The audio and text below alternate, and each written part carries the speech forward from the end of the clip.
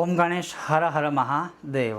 ચાલો સત્સંગ કરીએમાં એક મહત્વપૂર્ણ બીજો સત્સંગ જે આ શનિવાર માટે એક સરસ મજાનો યોગ બની રહ્યો છે એના ઉપર કરીશું। અને એ યોગ શું છે, એ યોગનું મહત્ત્વ શું છે, એ યોગમાં આપણે શું કરી શકાય, એ યોગમાં આપણે શું ન કરી શકાય, એનો સંપૂર્ણ સત્સંગ આજે હું તમને શ્રવણ કરાવીશ। જો તમને આ વિષય વિડીયો સત્સંગ પસંદ આવે, લાઇક કરશો, શેર કરશો, ચેનલ પર નવા છો તો સબસ્ક્રાઈબ કરશો। ચાલો સત્સંગ શરૂ કરીએ।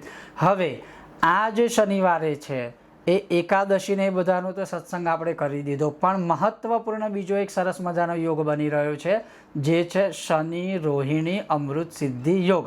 પણ એ કેટલા વાગ્યાથી શરૂ થાય છે? તો આ શનિવારે સવારે 11:05 શનિ રોહિણી અમૃત સિદ્ધિ યોગ શરૂ થાય છે અને બીજા દિવસે સવાર સૂર્ય ઉદય સુધી કન્ટિન્યુઅસ આ યોગ રહેવાનો છે। અને આ યોગ જે છે એ પરમ પુણ્યની પ્રાપ્તિ માટે, આપણાથી થયેલા અજાણતા પાપોના વિનાશ માટે, જે કોઈને પણ શનિની કોઈ પણ પીડા હોય એમાંથી મુક્તિ માટે, જે કોઈને માનસિક તકલીફ હોય અથવા ચંદ્રની પીડા હોય એનાથી મુક્તિ માટે, આદિ યોગો, આ યોગની અંદર આવા બધા જે કંઈ દોષ હોય કે યોગ હોય કે પુણ્ય પ્રાપ્ત કરવા કે પાપોના વિનાશ માટે મહત્વપૂર્ણ યોગ રહેશે, જે આ શનિવાર એટલે કે 11 જુલાઈ શનિવારે 11:05 આ યોગ શરૂ થશે।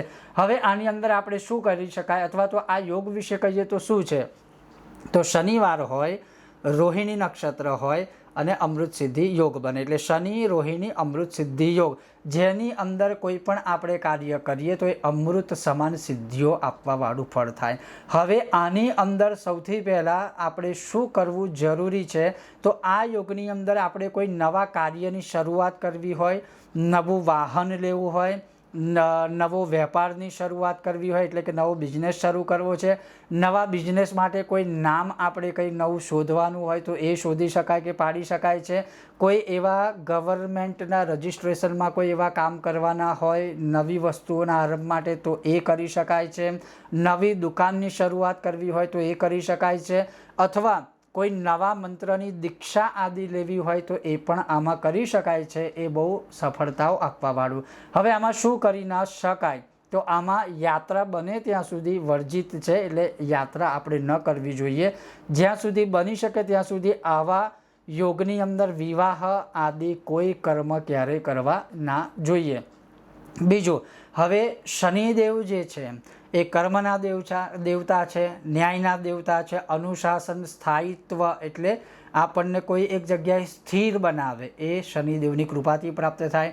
રોહિણી નક્ષત્ર છે જે ચંદ્રનું સૌથી પ્રિય છે, એટલે રોહિણી નક્ષત્રમાં શનિદેવની પૂજાથી ચંદ્ર પણ ક્યાંક ને ક્યાંક ખુશ થશે, એ રીતે આખો આ યોગ બનતો હોય છે। હવે આની અંદર જે વિશેષ ઉપાય હોય છે, વિશેષ ઉપાયમાં સૌથી શ્રેષ્ઠ ઉપાય તમને કહું તો હનુમાન દાદા ઉપર તલના તેલનો અભિષેક કરવો, એમાં સિંદૂર મિશ્રિત કરી અને હનુમાન ચાલીસા હોય કે બજરંગ બાણ છે કે સુંદરકાંડ છે એનાથી હનુમાનજીની મૂર્તિ ઉપર આપણે જે છે અભિષેક કરવો। પછી શુદ્ધ જલથી સ્નાન આદિ કરી અને ભગવાનને સરસ ચાંદલો આદિ કરીને પાછા સ્થાન ઉપર બિરાજિત કરવાના। અને કોઈ મંદિરમાં તમે જાઓ તો ડાયરેક્ટ જ કરવાનો, એટલે આ સૌથી શ્રેષ્ઠ ઉપાય છે એક।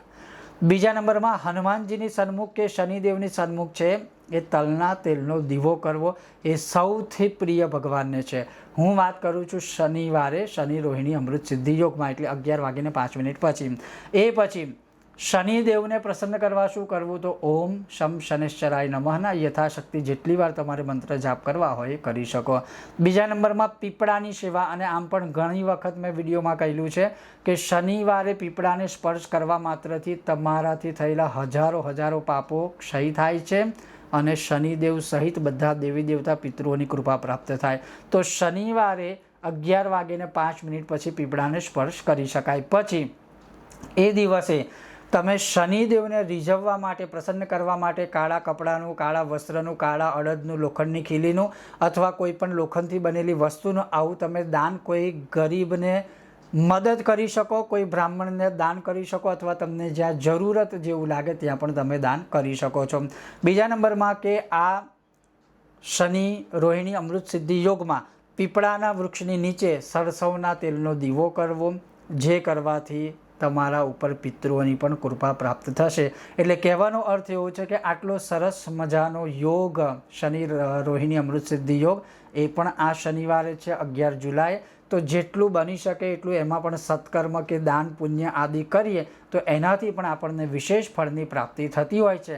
બાકી લગભગ ઓગસ્ટ મહિનામાં પણ અખંડ આ યોગ આવવાનો છે, પણ અત્યારે આ 11 જુલાઈ આપણને સરસ મજાનો યોગ મળી રહ્યો છે. તો આપણે પુણ્ય અવશ્ય જેટલું આપણાથી થાય એટલું કરવું જોઈએ. ઓમ ગણેશ, હર હર મહાદેવ, જય સિયારામ.